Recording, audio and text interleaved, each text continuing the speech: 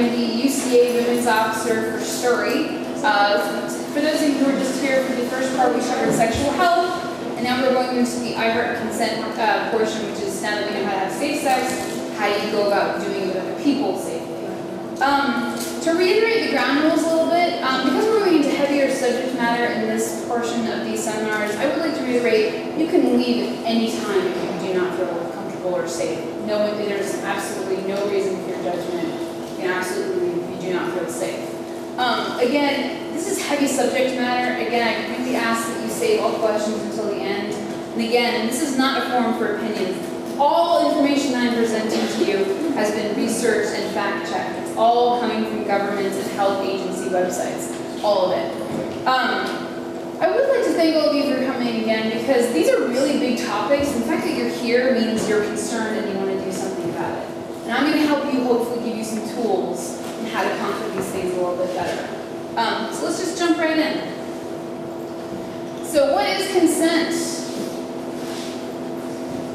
If you're still struggling with consent, just imagine instead of initiating sex, you're making a cup of tea. You say, hey, would you like a cup of tea? They go, oh my God, fuck yes, I would fucking love a cup of tea, thank you. Then you know they want a cup of tea. If you say, hey, would you like a cup of tea? And they're like, I'm not really sure.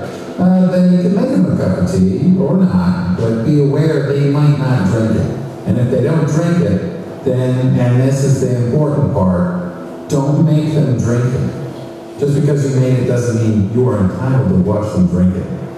And if they say no thank you, then don't make them tea at all. Just don't make them tea.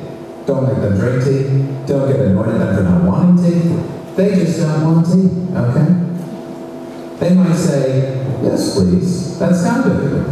And then when the tea arrives, they actually don't want the tea at all. Sure, that's kind of annoying as you've gone all the effort of making the tea, but they remain under no obligation to drink the tea.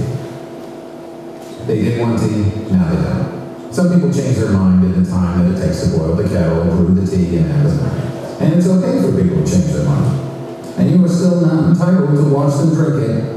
And if they're unconscious, don't make them tea. Unconscious people don't want tea, and they can't answer the question, do you want tea? Because they're unconscious. Okay, maybe they were conscious when you asked them if they wanted tea. And they said yes. But in the time it took you to boil the kettle, brew the tea, and add the milk, they are now unconscious. You should just put the tea down. Make sure the unconscious person is safe. And this is the important part again. Don't make them drink the tea. They said yes then, sure, but unconscious people don't want tea. If someone said yes to tea, started drinking it, and it passed out before they finished it, don't keep on pouring it down their throat. Take the tea away. Make sure they're safe, because unconscious people don't want tea. Trust me on this. If someone said yes to tea around your house last Saturday, that doesn't mean they want you to make them tea all the time. They don't want you to come around to their place unexpectedly and make them tea and force them to drink it, going, but you wanted tea last week. Or to wake up to find you pouring tea down their throat, going, but you wanted tea last night. But if you can understand how completely ludicrous it is to force people to have tea when they don't want tea, and you're able to understand when people don't want tea, then how hard is it to understand it when it comes to sex? Whether it's tea or sex, consent is everything. And on that note, I'm going to go make myself a cup of tea. So what the very nice man is getting at is that if it's as simple as that to understand when someone doesn't want a cup of tea, it should be that simple to know when someone is consenting or not to sex. The reality is we treat it as a murkier subject than that. Hopefully by the end of the seminar today you will have a better idea of how to ask for and give consent. That is the entire idea of this. And again, we're going to give you a little bit of education to start right at the beginning. The law on consent. So the Sexual Offences Act of 2003 in England and Wales and the Sexual Offences of Northern Ireland Order 2008 says that a person consents if they agree, quote, by choice and has the freedom and capacity to make that choice. The Sexual Offences of Scotland Act of 2009 says that consent is defined as free agreement. Basically what that means is that everyone has the right to consensual sex. And it's sort of interesting to me that we have to have laws about this. There are a lot of laws in place now that don't define things as clearly as they need to be. it is on us as a society to go by what is wrong and what is right. We know better than what the law dictates. So part of the idea of all this is getting you to identify what is wrong and what is right, and going off that, and not making excuses for them or yourself. So jump right in.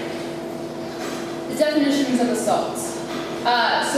These are all legal definitions. Again, these are all defined by law. So the definition of rape is the penetration of the vagina, anus, or mouth of another person with a penis without consent. Assault by penetration means the penetration of the vagina or anus of another person with a part of their body or anything else without consent. And then finally, sexual assault, which is sexually touching another person without their consent. To elaborate on this again, undoubtedly rape and assault affect women more statistically than men, but that should not diminish what is happening to men. These issues affect everyone. Everyone. I'm going to go into this later, but unfortunately, because of the way that rape is defined, legally, a woman cannot rape a man. Legally. But it still happens, and we know it's wrong, and we should absolutely be acting on that. Again, these are legal definitions. We know the difference between right and wrong. That's what you should be acting on. Not because you think it's going to get you in trouble, because you know it is wrong as a person. So to move on, consent equals respect equals happy, happy, joy, joy. This means that consent is a part of respect. Being in a relationship with a person or being with a person, regardless of the length of time you're spending with them, meaning a quickie in the bathroom with a total stranger for 15 minutes, consent should always, always, always be part of the conversation. We're going to talk about that a little bit more. We're going to go into my next section,